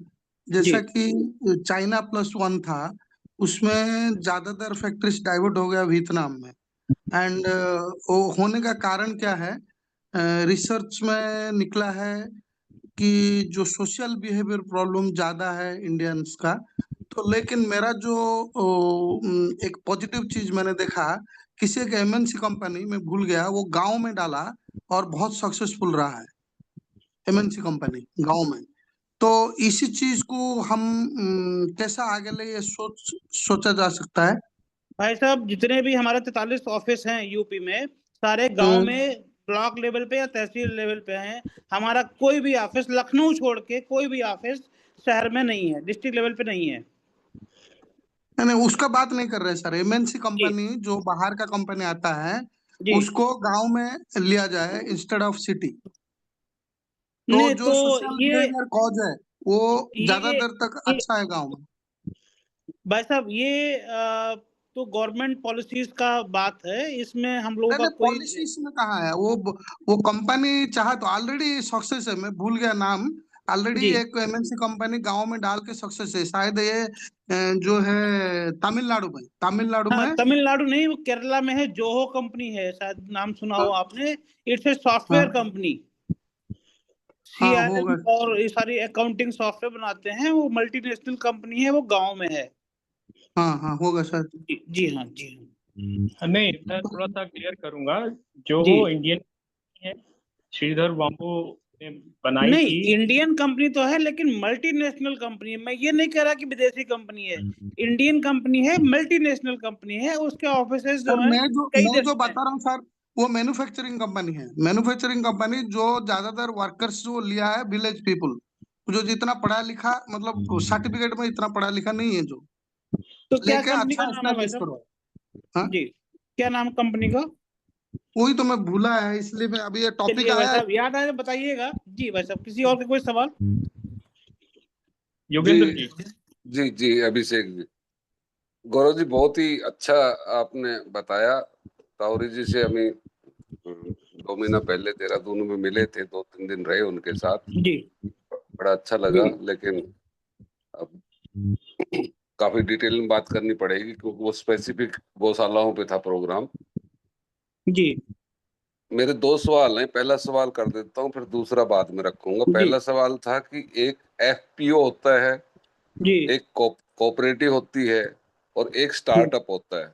जी तो ग्रामीण क्षेत्र में किसी ने बिजनेस करना है या एग्रो प्रोसेसिंग का करना है, तो जी इनमें से कौन सी चीज बेटर है न्यू एंटरप्रेन्योर के लिए? देखिए बच्चा, अगर कोऑपरेटिव में करना है, सहकारिता में जाना है, तो कोऑपरेटिव एफपीओ दोनों ही एक ही चीज की फैसिलिटीज में आते हैं। कोऑपरेटिव में ये होता है कि उसमें अध्यक्ष उपाध्यक्ष वगैरह होते हैं, वो एक पॉलिटिकल कंसाइज बन जाता है। ये एफपीओ है, ये कंपनी एक्ट के अंतर्गत में आता है। इसमें आपका रजिस्ट्रेशन होता है जस्ट लाइक कंपनी। जो जो फैसिलिटीज यूपी इंडिया गवर्नमेंट ने कंपनी लिमिटेड कंपनी को दे रखा है, वही सेम चीज जो है, सेम फैसिलिटी आपको एफपीओ मिल जाता है, एफपीसी मिल जाता है, फार्मर प्रोड्यूसर कंपनी लिमिटेड। तो आप इसमें किसानों को साथ में लेके और एक बहुत बड़ा एम्पायर खड़ा कर सकते हैं, एक ट्रांसपेरेंसी के साथ में, कोऑपरेटिव में जो सोसाइटी बनती है उसमें अध्यक्ष, उपाध्यक्ष, कोषाध्यक्ष सेम चीजें हैं, केवल इसमें डायरेक्टर होते हैं। ये मोर ट्रांसपेरेंट है, ये लेस ट्रांसपेरेंट है। दूसरा, यदि आप कोऑपरेटिव में काम नहीं करना चाहते हैं, अपने या अपने परिवार के साथ में, अपने मित्रों के साथ करना चाहते हैं, तो आप उसको स्टार्ट, हेलो जी जी ये आप बोलिए। इसको स्टार्टअप को गवर्नमेंट की योजना से मत जोड़िएगा। स्टार्टअप का मतलब है कोई भी नई चीज की शुरुआत करना, वो चाहे प्रोप्राइटरशिप में हो, चाहे प्राइवेट लिमिटेड में हो, चाहे एफपीओ हो, एफपीसी हो, वो सारी कैटेगरी में हो सकता है। नहीं, स्टार्टअप के लिए सर्टिफिकेट होना चाहिए ना उसका। देखिए, वो गवर्नमेंट की जो कुछ गाइडलाइन है, उस गाइडलाइन में आपको आना होगा। आपको उसमें टैक्स में एग्जम्पशन मिलता है, इनकम टैक्स में 3 साल तक आपको टैक्स नहीं देना है, इनकम टैक्स नहीं देना है।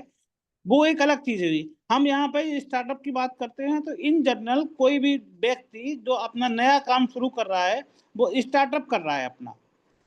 जी, उसको 2 करोड़ तक का लोन का भी फैसिलिटी है। मैं गवर्नमेंट की फैसिलिटीज पे नहीं जा रहा हूँ स्टार्टअप, क्योंकि वो लिमिटेड लोगों को ही मिल पाता है, उसका जी इतना टफ है, और उसमें लोग पैसे वैसे की भी डिमांड करते हैं। अब मान लिया चला कि 100 स्टार्टअप बने और वो केवल 10 लोगों को जाना है, मारामारी ज्यादा जी है। तो हम जो स्टार्टअप की बात कर रहे हैं, वो स्टार्टअप मतलब कोई भी छोटी शुरुआत करना, वो स्टार्टअप की बात कर रहे हैं। जी जी। गौरव जी, एक सवाल मेरा टेक्निकल जी नहीं है, नॉन जी टेक्निकल है। जी मछली पालन जब हम करते हैं, छोटी छोटी मछलियां उसमें डालते हैं, और जी कहीं से बड़ी, अगर कोई बड़ी मछली वहां गिर गई तो वो सारी मछलियों को खा जाती है। जी तो जब भी कोई नई इंटरप्रेन्योरशिप आती, नया बिजनेस आता है, जब उसका मार्केट एस्टेब्लिश हो जाता है, जब उसका प्रॉफिट एस्टेब्लिश हो जाता है, तो फिर ये बड़ी मछलियां आके एकदम सबको हड़प लेती हैं और वो खत्म कर देती है उनको। मैं ये मैं संसार का नियम है। आप उससे बड़ा बनिए, कोऑपरेटिव के साथ में काम करिए, बहुत बड़ा बन जाइए, उसको खा लीजिए। तो ये जो है, ये तो चलता रहेगा, ये तो संसार का नियम है। नहीं नहीं, मतलब ये जी कंपनियां जो है ना, मैं ये कह रहा हूँ कि जी सरकार कोई नेता नहीं चला रहे, कंपनियां ही चला रही है सरकारों जी को। जी तो ये जो छोटे लेवल पे, जैसे मान लिया बड़ा आदमी है, हजारों करोड़ रुपए का उसका टर्नओवर है, तो उनको तो फर्क नहीं पड़ता, उनको बैंकों का भी खा जाते हैं वो तो।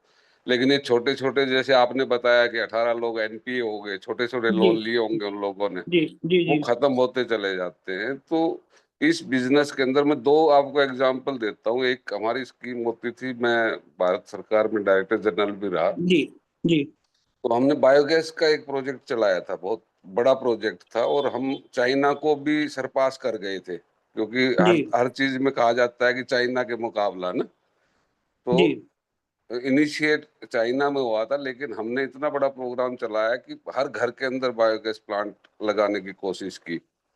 लेकिन जब पता लगा कि ये प्रॉफिटेबल है, इसकी जो है मैन्योर भी बिक जाएगी, गैस भी इसकी हेल्दी है, और टेक्नोलॉजी भी सिंपल है, तो इसमें बड़ी बड़ी कंपनियां आ गई और बड़े बड़े प्लांट लगने शुरू हो गए। अब तो छोटे वाले प्लांट जो हैं, वो उनसे इंटरेस्ट सब हट गया, गवर्नमेंट की स्कीम में भी ऑलमोस्ट बंद हो गई उससे। एक एक चीज मैं ये कह रहा हूँ, जब छोटा करते हैं तो उसका रिस्क बहुत बड़ा होता है उसके अंदर। एक आदमी जिसकी कैपेसिटी 10 लाख रुपए की है, उसके 10 ही खत्म हो जाए तो वो तो बर्बाद हो जाएगा। 10 करोड़ वाले का 1 करोड़ भी चला जाए तो 2 करोड़ तो बचे उसके पास। दूसरा, हमारा एरिया है, हम दक्षिण हरियाणा से आते हैं, उधर सरसों की क्वालिटी और ऑयल क्वालिटी पूरे हिंदुस्तान के अंदर सबसे बढ़िया मानी जाती थी। और छोटे छोटे एक्सपेलर गांव में लगे, एमएसएमई के थ्रू लगे, गवर्नमेंट स्कीमों के थ्रू लगे, आप जैसे भी लोगों ने हेल्प की। और जब बड़ी कंपनियां आ गई, उसके बाद वो सारे एक्सपेलर बंद हो गए और बड़े ब्रांड चलते हैं। खास तौर पर मैं कहूँ कि पतंजलि जब से अपना वो करने लगे हैं, तो वो सारे खत्म हो गए। सारे की सारी सरसों हाई रेट पे उठा ली जाती है और सारे एक्सपेलर वाले एक तरह से खत्म हो गए। इवन ऑयल इंडस्ट्रीज होती थी हमारे नॉर्थ हरियाणा में, वो भी सारी बंद हो गई, सारे बर्बाद हो गए। तो जो आप ये मुहिम चला रहे हैं, इसमें कहीं प्रोटेक्शन है गवर्नमेंट की तरफ से या किसी भी तरह से कि भाई इनको प्रोटेक्ट किया जाएगा? कोई ऐसा प्रावधान है? हाँ बिल्कुल, मैं आपको एक एक चीज लेके चल रहा हूँ। जी। एक तो सबसे पहले आपने जो बायोगैस की प्लांट की बात की, यूपी में भी, हमारे गांव में भी करीब 37-38 के आसपास बायोगैस प्लांट लोगों ने घरों घरों में लगाए, और उसके बाद में वो फेल हो गए। केवल अभी हमारे यहाँ 3 प्लांट पूरे गांव में चलते हैं। एक हमारे यहाँ चलता है, 2 और हमारे चाचा ताऊ के यहाँ चलते हैं। वो समस्या सबसे ज्यादा क्या आई कि एक तो लोगों ने पशुपालन छोड़ा गांव में, और दूसरा, यदि आप इसको खेत में लगाएंगे तभी ये सक्सेसफुल है।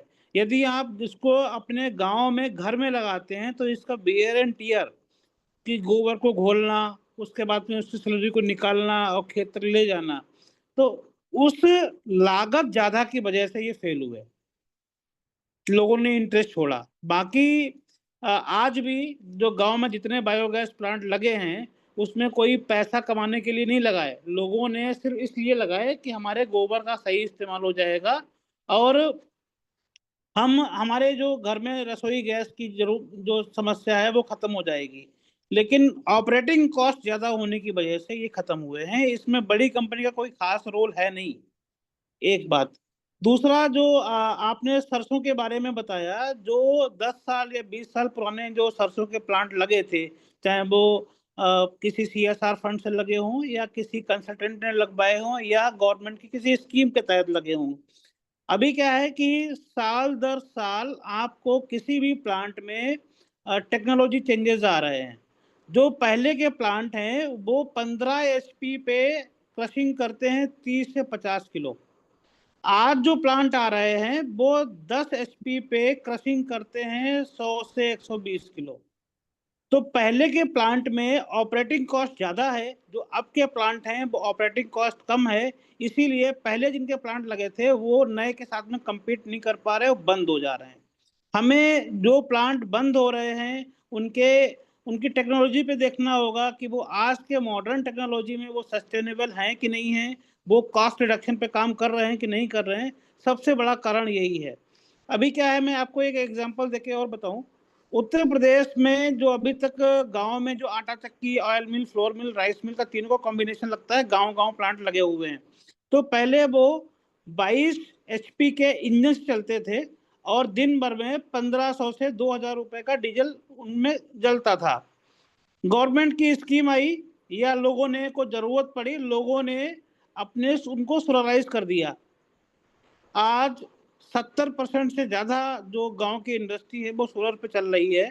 पहले जो कॉस्ट थी 2.5 से 3 रुपए आटा पीसने की, वो आज कॉस्ट हो गई है 1.5 रुपए। तो अगर हम कॉस्ट रिडक्शन में नहीं जाएंगे तो वो इंडस्ट्री का बंद होना तय है, वो चाहे बड़ी हो या छोटी हो।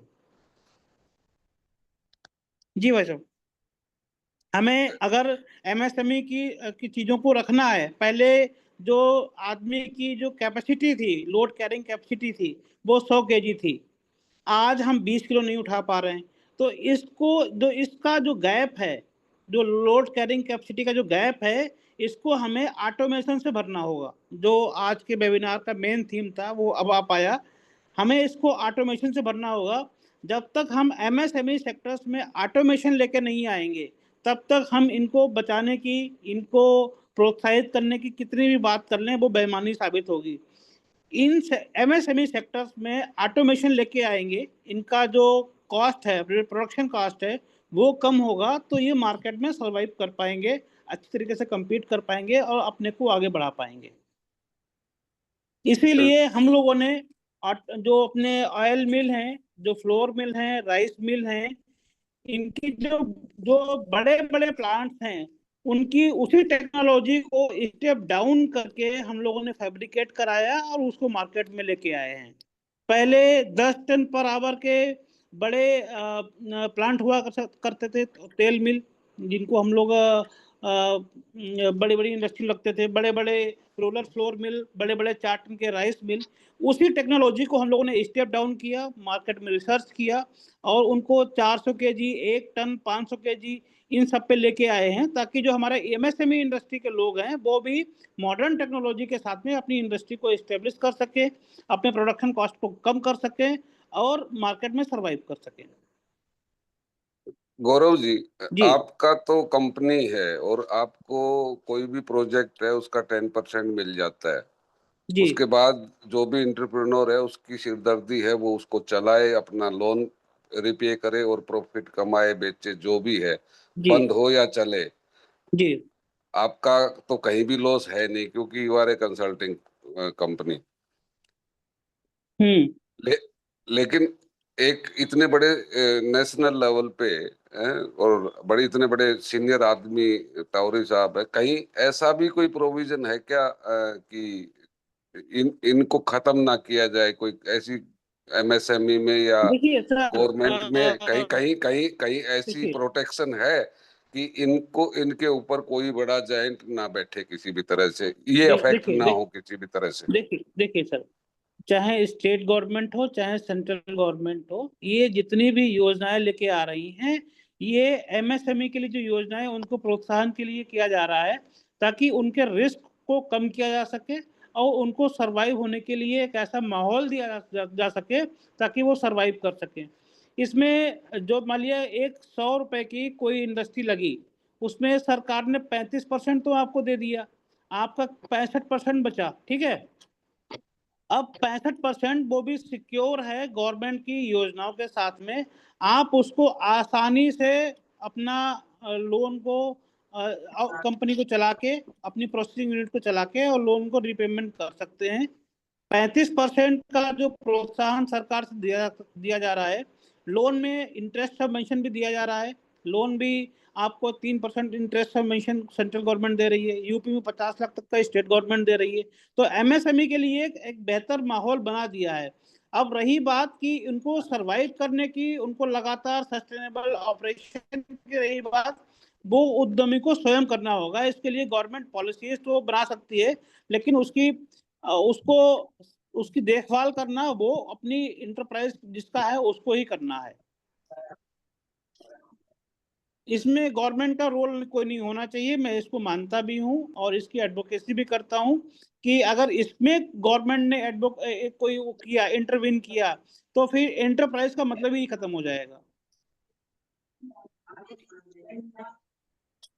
अभिषेक जी, जी ये सर जी का जो अनुभव है, ये हम जो वर्धा में मिल रहे, उसके लिए आप जजे तो पॉइंट टू बी नोटेड करके आप एक रख सकते हैं कि जो है वो हम ही को करना है सक्सेस के लिए। हेलो जी मतलब क्षमा करें, ये हमारी वो वर्धा के लिए था। धन्यवाद। जी भाई साहब बोलिए। गौरव जी, हमारा एक मीटिंग हो रहा है वर्धा में, आपको जानकारी होगी, क्या आप भी उसमें शामिल हो रहे हैं? नहीं, डॉक्टर साहब ने मुझसे कहा था, हाँ, मेरा संभव नहीं हो पा रहा है वर्धा में आना, और अगर समय मिला बिल्कुल आएंगे। कब है सर ये मीटिंग? ये 16 तारीख से लेके और 20 तक। 16 ये जुलाई? जी जी जी। नहीं सर, संभव नहीं है।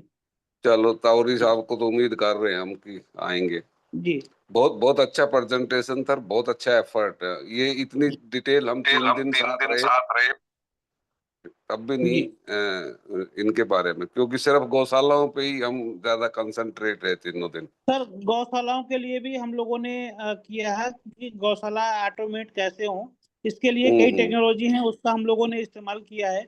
और ये अभी क्या है, जितनी सरकार की गौशालाएं हैं, वो सरकार तो पता नहीं क्या करना चाह रही है। मेरी समझ तो यहाँ तक है कि आगे जैसे एमएसएमई इंडस्ट्री है, जैसे बड़ी बड़ी भारी उद्योग हैं, आगे आने वाले दिनों में गौशाला भी एक बहुत बड़ी इंडस्ट्री बन के उभरेगा। क्योंकि ये जो प्रोडक्शन कॉस्ट है, जो ऑपरेटिंग कॉस्ट है गौशाला की, उसको हम ऑटोमेट करके ही कम कर सकते हैं। और वो इंडिविजुअल नहीं हो सकता, वो नंबर ऑफ गाय ज्यादा होंगी तभी हमारी ऑपरेटिंग कॉस्ट कम हो सकती है, हम यहाँ पे सस्टेन हो सकते हैं।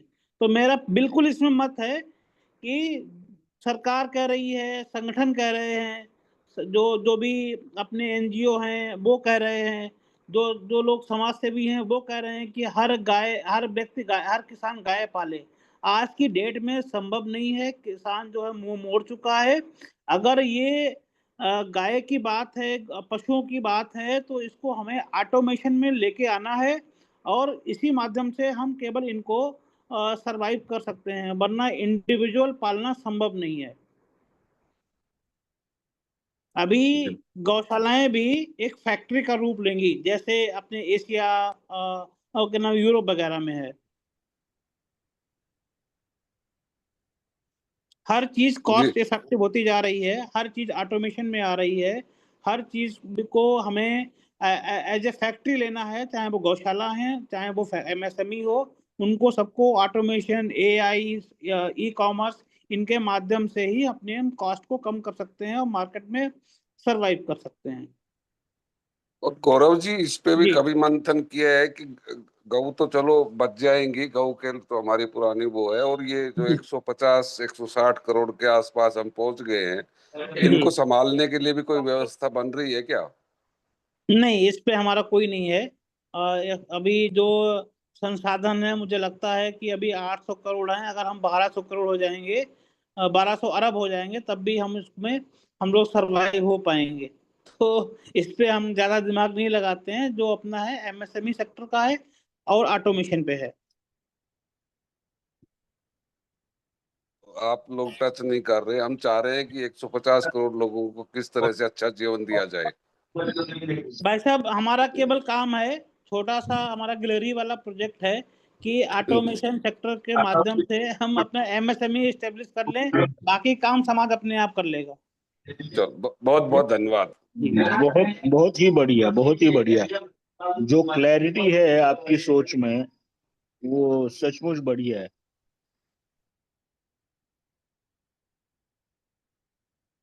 जी, किसी के और कोई सवाल है? गौरव जी, कॉम्प्लीमेंट्स हैं। आज आपने बहुत प्रभावित किया है। बहुत अच्छे वक्ता, इतना अच्छे तरीके से आपने बताया, हम सचमुच आपसे प्रभावित हैं। जी। अभिषेक जी, ब्रिगेडियर राजा राम यादव जी, हमारे अवस्थी जी, क्या नाम है, सचिन अवस्थी जी, आशा अंतर। जी जी, प्रश्न? मेरी तरफ से अभी कोई नहीं। जी, अभिषेक जी, आप शायद आए थे। उन्होंने सबा खान जी, आपने हैंड रेज किया हुआ है। प्रशांत मिश्रा जी, आपने हैंड रेज किया हुआ है। अपने को अनम्यूट करें और प्रश्न करें विषय पर। सबा खान जी। नमस्कार सर, और ऑल पूरे ग्रुप को नमस्कार मेरा। और बहुत अच्छा लग रहा है ये, मैंने गौरव जी की बातें बड़ी अच्छी सुनी, मैंने नॉलेजेबल थी। और इतनी नॉलेज तो हमें नहीं है इतनी, लेकिन इस ग्रुप से बहुत नॉलेज हो रही है, तो इसलिए मैंने हैंड रेज किया है गौरव जी के लिए कि आप वर्धा आइए। आपको मैं इनविटेशन दे रही हूँ अपनी तरफ से कि आप वहां पर आइए, तशरीफ लेकर आइए, तो हमें भी बहुत अच्छा लगेगा और हमारा भी सर ऊंचा हो जाएगा कि आप इतने नॉलेजेबल हैं। सभी लोग हैं और अपना अपना अलग अलग तजुर्बा है। उसके साथ साथ अगर वहां पर अगर आप इकट्ठे होंगे, क्योंकि कभी रोज रोज तो होते नहीं है ये ऐसी मीटिंग्स और सेमिनार्स, अगर आप आएंगे तो बहुत अच्छा लगेगा। और अगर आपने मूड नहीं बनाया है तो आप बना लीजिए। बस मुझे यही कहना है। और आपसे तहे दिल से रिक्वेस्ट है गौरव जी कि आप वहाँ वर्धा तशरीफ लेकर आए, तो हमारी भी मुलाकात आपसे हो जाएगी। अगर मेरी बात को बुरा ना लगा हो आपको कि मैं आपको बुरा क्या है, बुला रहे तो बुरा क्या लगना है? Good evening. डरने के लिए थोड़े बुला रहे। तो इसलिए जो है हम आपको इनविटेशन दे रहे हैं कि आप आइए, तशरीफ लेकर आइए। और हमारे संजय सर जो है बहुत मेहनत कर रहे हैं, अभिषेक सर बहुत मेहनत कर रहे हैं, और अजय सर भी बहुत मेहनत कर रहे हैं, और सभी लोगों को बुला रहे हैं वहां पर। और अच्छा वेलकम होगा और अच्छी बातें हमें भी सीखने को मिलेंगी। और सबसे बस मैं यही कहना चाहती हूँ। Thank you so much sir. Sir ये अभिषेक जी भैया, अच्छा चलो, सचिन बोल रहे हैं। जी जी, बोलिए। सर हम बोले? जी जी, बोलिए। सर नमस्कार सर। हमारे ना लास्ट टाइम हमने बताया था, हमारे सेक्शन एक कंपनी है सर्वोदय मंदिर फाउंडेशन के नाम से। इसमें हम चाह रहे थे कि एमएसएमई के तहत कुछ उद्योग डालना चाह रहे थे गौ सेवा से संबंधित प्रोडक्ट, जैसे गौ सेवा के उसमें साबुन का है या ईंट है या गोकार्ट है, तो इसके लिए सर क्या ये एमएसएमई में आएंगे? हाँ बिल्कुल, जिनका टर्नओवर 10 करोड़ से कम का है वो एमएसएमई में आएंगे। ये केवल एक थंब रूल है। तो जिस भी इंडस्ट्री को आप लगाना चाह रहे हैं उसका यदि 1 साल का टर्नओवर 10 करोड़ से कम का है तो वो एमएसएमई में आएगा। दूसरी बात, ये जो साबुन, ईंट और गौक्रीट ये जो बनाना चाह रहे हैं, इसके साथ साथ में अगर आप गौ फिनाइल, जो अपना गौनाइल है वो बनाएं, और इसके साथ में जो अपना पेंट है, अभी यूपी सरकार ने तो मैंडेटरी कर दिया है कि जितनी भी सरकारी बिल्डिंगें हैं वहां पे जो पेंट यूज होगा वो अपना गाय के गोबर से बना हुआ पेंट यूज होगा। तो इसके लिए यूपी में इंडस्ट्री लगना भी शुरू हो गया है। 2 इंडस्ट्री हम लोगों ने एस्टेब्लिश कराई हैं। तो अगर आप पेंट को लेके जाएंगे और ये गोनाइल को लेके आगे बढ़ेंगे तो इसमें आप अच्छी तरीके से अपनी इंडस्ट्री को एस्टेब्लिश कर पाएंगे। जी सर, इसके अलावा एक चीज और जानकारी चाहिए थी हमें। यहाँ पे हमने कल नगर निगम क्षेत्र में हम आते हैं, यहाँ पे आसपास काफी हमने जानकारी ली है, लेकिन हमारे को ना कोई जमीन नहीं मिल पा रही है सरकार की तरफ से। तो हमने एक रेंट पे जगह देखे हैं, किराए पे लिए हैं जगह एक। तो सर हम वहाँ पे यदि किराए की जगह पे लेते हैं तो वो एमएसएमई का वहाँ पर फिर हमारे को काम शुरू हो सकता है? हाँ बिल्कुल, एमएसएमई का केवल एक ही गाइडलाइन है कि टर्नओवर 1 साल का 10 करोड़ से कम, दूसरा कोई गाइडलाइन नहीं है। आप चाहे रेंट की जमीन पर लगाएं, चाहे लीज पे लें, चाहे अपना लें, चाहे मित्र का लें, उससे इंडस्ट्री एमएसएमई के ऊपर कोई फर्क नहीं पड़ता। और इसमें सर जो मशीनें वगैरह हैं ये हमारे को पहले मिल सकती है बैंक वगैरह से, या जब हम उसको इस्तेमाल कर लेंगे उसके बाद में ही हमको सब लोन वगैरह नहीं, मिलेगा? अभी आपका स्टेट कौन सा है? छत्तीसगढ़ है सर। जी, छत्तीसगढ़। छत्तीसगढ़ है। भिलाई। तो इसमें जी, भिलाई। छत्तीसगढ़ की जो सरकार की योजना है वो देखनी होगी। वैसे आप केवीआईसी की योजनाएं हैं उनका लाभ ले सकते हैं, जो सेंट्रल गवर्नमेंट की योजना है उसके तहत पेंट वगैरह का जो भी मशीनरी है वो आप ले सकते हैं, उसको एस्टेब्लिश कर सकते हैं।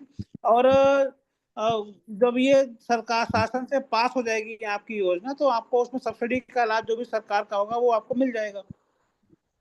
जी जी। अच्छा सर, एक सहयोग आपसे ये चाह रहे थे हम कि गोबर पेंट वगैरह से संबंधित इसका प्रोजेक्ट रिपोर्ट वगैरह हमारे को मिल सकती है सर, उपलब्ध हो पाएगी? हाँ बिल्कुल मिल सकती है। आप मेरा नंबर लीजिए, कल हम आपको अपने ऑफिस से भिजवा देंगे। 9415। एक मिनट सर, सचिन भैया नोट कर सर, एक मिनट सर। ये चैट बॉक्स में लिखा हुआ है, वहां से आप ले सकते हैं। हाँ सर, चैट बॉक्स में निकाल लेते हैं सर। बहुत बहुत धन्यवाद रहेगा सर आप लोगों का। अभिषेक जी आपने एंकरेज किया था, फिर प्रोफेसर एसके शर्मा जी। जी सर, तो मैं योगेंद्र जी ने जो सवाल किया था ना, उस सवाल को थोड़ा एक्सपैंड करते हुए, और ये तो कुछ प्रैक्टिकल क्वेरी किसी एक सेटअप के लिए नहीं है, थोड़ा मैक्रो इकोनॉमिक सवाल है, क्योंकि आप इस क्षेत्र में रहे हैं तो आपने शायद सोचा हो इसके बारे में। तो सर ने जो इंडिकेट करने की कोशिश की ना कि जैसे अभी 60% हमारा जो ऑयल का है मार्केट डोमेस्टिक, वो कुछ कंपनियों के पास जा रहा है। वो कंपनियां धीरे धीरे लार्ज अमाउंट पे, वॉल्यूम पे खाद्यान्न उठा लेते हैं। तो कई बार ये जो लोकल हमारी छोटी संस्थाएं हैं वो आउट कम्पीट हो जाती हैं। उनके लोगों को कई बार हायर कर लिया जाता है, उनका जहाँ से रॉ मटेरियल आना है उसको उठा लिया जाता है, ताकि उनके 1-2 बिजनेस साइकिल्स थोड़े वीकन हो जाएं। और धीरे धीरे देखें तो वो कंपनियां भी 60 से 80% विलमार ओन्ड है, इंटरनेशनल कंपनीज ओन्ड है, और ऐसे करके। तो एक जो धीरे धीरे पूंजी का, जनता का ये जो पलायन हो रहा है, जो एक बड़े स्केल पे हो रहा है, और दूसरे तरफ देखें तो ये छोटे बीज लगाए जा सकते हैं। आपने 400 से ऊपर बताया, आपने प्रयोग किए हैं, तो इस दिशा में आप ये कैसे सोचते हैं? दूसरा सर, अगर मैं गौशाला की बात करूं तो मैं जैसे ऑटोमेशन का छात्र रहा हूँ, रिलायंस जैसी कंपनियों में काम कर चुका हूँ। एआई और होम ऑटोमेशन के सिस्टम्स हम लोग खुद इन हाउस बनाते थे, पीसीबी डिजाइन करके चाइना से। तो सर इस केस में ऑटोमेशन कितना भी हो, अगर गांव में तालाब 50 नहीं बनेंगे तो बेसिक बायोमास प्रोडक्टिविटी नहीं बढ़ेगी, तो वो गौशाला वायबल नहीं हो पाएगी कितनी भी मशीनें लगी रहें। तो ये जो बायो इंजीनियरिंग वाला जो एक पहलू है, इसकी सब्सिडी की तरफ क्या पॉलिसी मेकर्स के साथ हम लोग कुछ इन चीजों पे फोकस करने में, मतलब जस्ट एक छोटा सा टॉपिक आपके सामने रखना चाहता हूँ कि आपके क्या विचार हैं इस चीज के ऊपर सर। देखिए, दो चीजें हैं। कोई भी इंडस्ट्री है वो दो चीजों पे काम करती है। एक है कि हमारा इनपुट क्या है, मतलब रॉ मटेरियल क्या है, और हमारे कंज्यूमर्स कौन कौन से हैं। प्रोसेसिंग भी एक आता है लेकिन वो सेकेंडरी पार्ट हो जाता है। तो हमारा गांव का रॉ मटेरियल जब गांव में ही प्रोसेस होगा और वहाँ के लोगों को भी चाहिए और अन्य प्रदेशों के या अन्य जगहों के लोगों को भी चाहिए। तब मुझे आप एक चीज बताइए, अगर कोई प्रोडक्शन, कोई रॉ मटेरियल, मान लीजिए आप किस जगह से हैं? मैं सर वैसे तो बलिया से हूँ, आजकल हाँ बैंगलोर रहता हूँ। हाँ, आप बलिया में हैं, तो बलिया में जैसे कुटू बहुत होता है, ठीक है? कुटू समझते हैं ना, कुट्टू? जी सर, ये जो मोटा अनाज है हमारा। हाँ, मोटा अनाज। बलिया में मोटा अनाज होता है। अब यदि बलिया में ही इसकी प्रोसेसिंग प्लांट लगा दी जाए और एक आपकी लखनऊ में प्रोसेसिंग प्लांट लगी हुई है मल्टीनेशनल कंपनी की, तब आप बताओ, और टेक्नोलॉजी दोनों की सेम है, प्रोडक्शन कॉस्ट में 2-4% का अंतर है, क्योंकि ये छोटी यूनिट है इसका प्रोडक्शन कॉस्ट ज्यादा थोड़ा आएगा, और बड़ी यूनिट है उसका प्रोडक्शन कॉस्ट थोड़ा सा कम आएगा। लेकिन यदि हम बलिया का रॉ मटेरियल को बलिया में ही प्रोसेस करें और बलिया में ही सेल करें, एक यूनिट हो गई। दूसरी यूनिट बलिया का प्रोसेसिंग, बलिया का रॉ मटेरियल लखनऊ में प्रोसेस किया और देन बलिया में बेचा, तो बताइए कौन सस्टेनेबल हुआ?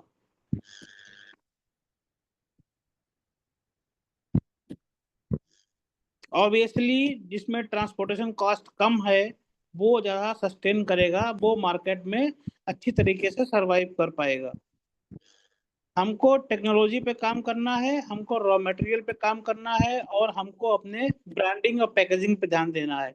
बाकी कोई भी व्यक्ति अगर कोई इंडस्ट्री बड़ी लगाता है, नो डाउट उनका जो जो प्रोडक्शन कॉस्ट है कम आएगा, लेकिन यदि गांव में इंडस्ट्री लगी हुई है और फूड प्रोसेसिंग की है, उससे कभी भी वो कम्पीट नहीं कर पाएगा। हमको इस क्षेत्र में काम करना है। समस्या है जो आप मुझे बता रहे जी हैं कि जी ये सर। लोग क्या करते हैं कि सरकारी मशीनरीज को पैसा दे दिया, इतने कंप्लाइंसेस हैं फूड इंडस्ट्री में कि आप ये टेस्ट कराइए, वो टेस्ट कराइए, इसमें ये फिट नहीं बैठता है तो आपकी उसको सीज किया जा सकता है। लेकिन उस पे संभावनाएं यूपी में फिलहाल कम हो गई हैं। गवर्नमेंट ने अच्छा इनिशिएटिव लिया है एमएसएमई के लिए और लगातार काम चल रहा है। तो मुझे ये लगता है कि पहले हमको इंडस्ट्री इस्टेब्लिशमेंट के लिए भी काम करना चाहिए, और इसके साथ में अगर कहीं ऐसी कोई समस्या आती है तो उसको सही फोरम पर रखना भी चाहिए। और ये एक बहुत बड़ा गैप था। जैसे बड़ी इंडस्ट्री है तो बड़ी इंडस्ट्री सरकार के साथ में लॉबिंग करके अपना लिए पॉलिसीज को बनवा लेती है, लेकिन एमएसएमई की जो इंडस्ट्री हैं इनके पास कोई विजन ही नहीं था, कोई टेक्नोलॉजी नहीं थी, कोई ऐसा माध्यम नहीं था। तो हम लोग साल में एक कार्यक्रम करते हैं, रूरल एम्पावरमेंट समिट। उसमें जो भी गांव की जो समस्याएं हैं, जो हमारे एमएसएमई के जो भी जितनी भी समस्याएं हैं, उनके समाधान के लिए सरकार से बात करते हैं और उसको रिजॉल्व कराने का काम करते हैं। हम लोगों के हाथ में एक बहुत बड़ा काम लगा, वो हम आप लोगों को शेयर कर रहे हैं, क्योंकि ये बात आई है एडवोकेसी की और पॉलिसीज को लेके। तो अभी पहले क्या था कि शहर की जमीन और कस्बों की जमीन को बैंक आसानी से कोलेट्रल लेके और उनको लोन देते थे। ये सुविधा गांव के मकान के ऊपर, गांव की जमीन के ऊपर नहीं थी। हम लोगों ने इसकी एडवोकेसी की गवर्नमेंट के साथ में अभी मई के महीने में, और प्रदेश सरकार ने एक ऐसा ड्राफ्ट निकाला है, ऐसा आदेश निकाल दिया है जिसके माध्यम से गांव के जो उद्यमी हैं वो अपने गांव के मकान को कोलेट्रल देके बैंक से आसानी से लोन ले सकते हैं। गांव के जिन घरों की घरौंदी स्टेट गवर्नमेंट ने बना दी है, जिसमें उनका मालिकाना हक गवर्नमेंट ने दिखा दिया है, घरौंदी बन गई है, उस घरौंदी की वैल्यूएशन के हिसाब से कोई भी किसान उद्यमी उसको बैंक में सिक्योर्ड लोन लेके अपने उद्यम को इस्टेब्लिश कर सकता है। ये यूपी में हो चुका है, हम लोगों का इसका श्रेय जाएगा। तो इसी तरीके से जो जी भी सर। समस्याएं होंगी इन फ्यूचर में, हर साल हम लोग उनको एडवोकेट करेंगे, उनको जो भी गैप हैं सरकार के साथ में, पॉलिसी मेकर्स के साथ में, उस पे हम लोग काम करेंगे। जो आपकी ये समस्या है, ये समस्या बड़ी समस्या है, अगली समिट में इसको हम रखेंगे भी। आखिरी दो प्रश्न जी प्रोफेसर एस के शर्मा जी की तरफ से। जी प्रोफेसर साहब और फिर अंतरंग जी, इसके बाद कोई प्रश्न नहीं लिया जाएगा, समय हो चुका है। प्रोफेसर साहब। जी नमस्कार गौरव जी, धन्यवाद आपने ज्ञान की वर्षा की। मैं जितना भी सुन पाया, थोड़ा रेलवे स्टेशन पे हूँ, जी थोड़ा बाहर भी जाना पड़ा था, तो वेलकम। इनफैक्ट सभी सभा है welcome, so all of us have welcome you, we welcome you to वार्ता। और निश्चय ही हमारे साथियों को कुछ नया और सुंदर मिला होगा आपसे। मैं पूरी इसकी रिकॉर्डिंग देखूंगा, जितना मैं अभी पिछले 20 मिनट में रेगुलर सुन पा रहा हूँ। बहुत अच्छा आपने जानकारी दी है। Thank you very much for coming here and sharing your knowledge. We shall invite you again, and of course, we invite you to Warta also. Welcome, sir. Thank you. Thank you professor साहब। अंतरंग जी, आपका प्रश्न। जी धन्यवाद। मैंने तो प्रश्न लिख दिया है, तो ताकि वो थोड़ा सा पूछिए। तो मैं एक्चुअली शॉर्ट में इतना ही कि मेरे हम रहा है कि जो डिसेंट्रलाइज इकोनॉमी है, क्या वो डिसेंट्रलाइज इकोनॉमी को हम लोग सेल्फ सस्टेनेबल बना सकते हैं? क्या कंट्रोल जो किसान का आप कह रहे प्रोप्राइटरशिप रहेगा, तो क्या वो पूरी तरह मतलब किसान स्वावलंबी रहेगा? और उसकी मार्केट कैसे गारंटी होगी इस मल्टीनेशनल व्यवस्था में, जो सारा चीज उसी का है? जैसे कि आप ये सोचिए कि वो आटा हमारे से खरीदता है, गेहूं खरीदता है और आटा बना के हमारे गांव में बेच देता है, तेल खरीदता है और जैसे फॉर्च्यून का तेल हमारे गांव में बेच देता है, किसानों को ही बेच देता है। तो वो मल्टीनेशनल से हम कैसे compete करेंगे? यही है कि ये छोटे देखिए, छोटे कुटीर मैं उद्योग। मैं आपको बता रहा हूँ कि हम तभी compete कर पाएंगे जब हम अपनी प्रोडक्शन कॉस्ट को कम कर पाएंगे। और प्रोडक्शन कॉस्ट ऑटोमेशन से ही आएगी, हमें ऑटोमेशन से आएगी, मॉडर्न टेक्नोलॉजी से आएगी, IoT डिवाइस से आएगी।